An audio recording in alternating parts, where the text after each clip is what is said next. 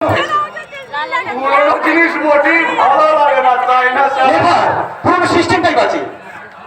এই তাহলে তো ওই মেয়ে মানুষকে বিয়ে করাটাও পুরোনো সিস্টেমের শালা। দাদু, তাহলে ওই মেয়ে মানুষকে তুই বিয়ে করছিস কেন? দাদু প্লিজ মাই ডিয়ার দাদু, আর একটু হালকা হালকা কথা বলো, কারণ ভারী কথা আমি সবসময় বুঝতেই পারি না। আরে বুঝতে পারবি কি করে? এই তোরা হলি কি এই ইউরিয়া, পটাশ আর ওই সুপার ফসফেট দিয়ে চাষ করা ফসল। দাদু, অনেক বেশি, কিন্তু খাদ্য গুণ নেই। আর তোমরা কি দাদু?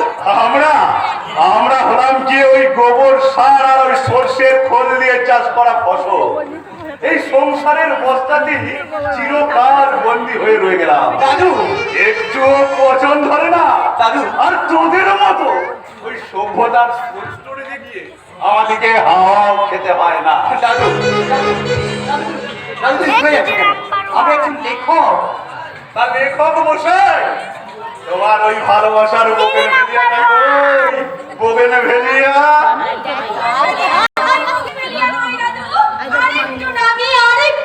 দামি কি শান্তি কামিন কামিন মাই মিস ম্যাক্সিমাম।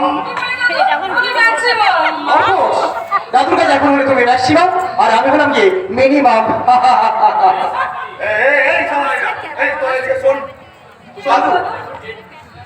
তোরা যা করবার কিন্তু এখন করে নে, দাদু, একটু পর কিন্তু আমি টেপ অ্যান্ড দাম।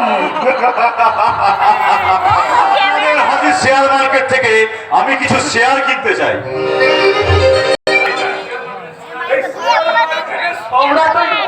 তোর কাছ থেকে দরখাস্ত করে এসেছিস না দাদু, দরখাস্তটা আমি করবো বলেই সেই গ্রাম থেকে ছুটে এলাম তোমার কাছে।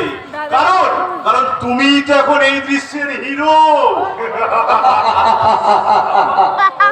আমার মতন এই 70 বছরের হিরোর একটা ছবি তুলে নিয়ে দেখিনি। ওকে, রেডি? দাদু ছবি পরে তুলবে, আমি হচ্ছি এই দৃশ্যের নায়িকা, আগে আমার ছবি তোলো। তুমি তাড়াতাড়ি রেডি হয়ে নাও। ঠিক আছে, আমি এই দাদুর পাশে দাঁড়ালাম।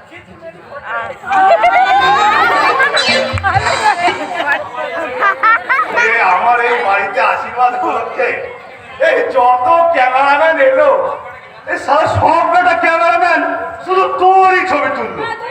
আসলে আমি পুরুষ বলে আমার কেউ ছবি তুললো না। তোরা কিন্তু হেসে ব্যাপারটাকে উড়িয়ে দিস না, আমি ঠিক কথাই বলেছি। দাদু, ওই মেয়েদের ছবি না তুললে আর সেই ছবির লেভেল না চিটালে তো এই যুগের কিছুই আজকাল বিক্রি হয় না।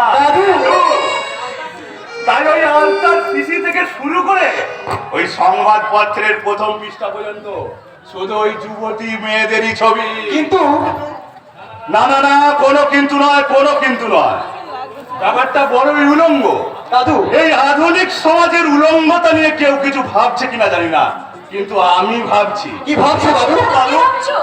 এবার মলে মেয়ে হব, দাদু, এই সংবাদপত্রের ছবি হব, তাই নাকি দাদু? নাচবো গাইবো, দেখবে দেশের লোকে। এবার মলে মেয়ে হব।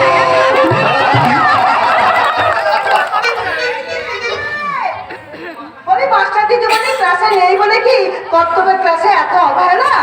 Roll number 1 present madam. Sit down. Roll number 2 present. আশীর্বাদের জায়গায় সিট ডাউন। রোল নাম্বার 3 আমি দাদুর পাশে। রোল নাম্বার 4 আমার বুড়ি তোর যত জোর কাকিমা। হবেই তো রে শুভেন্দু, হবেই তো। তুই আমার দিগন্তের বন্ধু হলে কি হবে? তুই যে আমার আরেকটা ছেলে রে। আরে কি মুশকিল, আশীর্বাদটা কখন হবে শুনি? লগ্ন পেরিয়ে গেলে? তুমি এতক্ষণ কোথায় ছিলে? ঘরে বসে বসে টাকা গুনছিলে? না মানে লাস্ট বেঞ্চিতে বস, ওই বেঞ্চের উপর পাটা তুলে। বাবা আপনি ওদের প্রথম আশীর্বাদ। না বৌমা না, তা হয় না। আগে মায়ের আশীর্বাদ, মাই আগে আশীর্বাদটা করুন। তাহলে আমি আপনাকে আগে প্রণাম করে নিই। এসো মা এসো। হ্যাঁ করো, করো।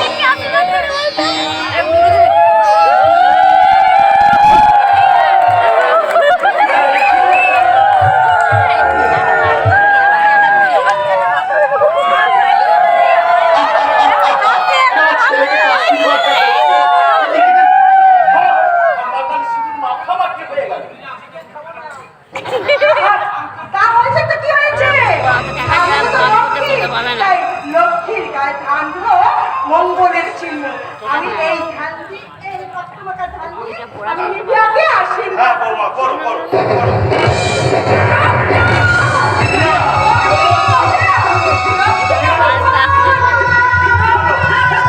কি হলো? আমার বুকের রক্তে পুরো ধান মাখামাখি হয়ে গেছে। রতন তুই চারদিক নয়, চারদিক নয়। আমার ভালোবাসার ফসল এই জন্মে আমি করতে পারলাম না। পরের জন্মে তোর আমার ভালোবাসার ফসল আমি কেটে নেব।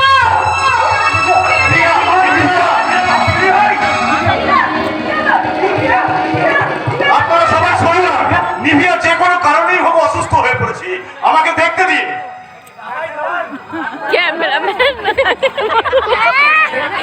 চোখে কি তোর চোখ মুখের চেহারা দেখে মনে হচ্ছে ও সাময়িক ভাবে মানসিক ভারসাম্য হারিয়েছে। নিভিয়া মানসিক ভারসাম্য হারায়নি। তবে আমার মনে হয় কি মনে হয় দাদু? ওই মা কালীর সিঁদুর লাগা থানকে ও রক্ত মাখা থান মনে করেছে, আর তাই ওর পূর্বজন্মের কথা মনে পড়ে গেছে। পূর্বজন্মের কথা?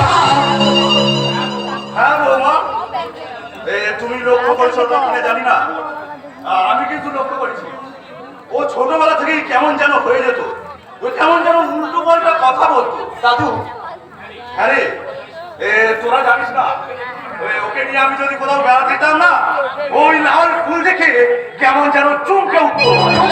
ওরে বাবা, কি আর হবে? এই নিভিয়া একটু সুস্থ হয়ে উঠলে এই আমরা শহরের এই পরিবেশ থেকে বেরিয়েছি, আমরা সবাই মিলে চলে যাবো ওই আমাদের দেশের বাড়ি, কোথায় দাদু? ওই পাড়া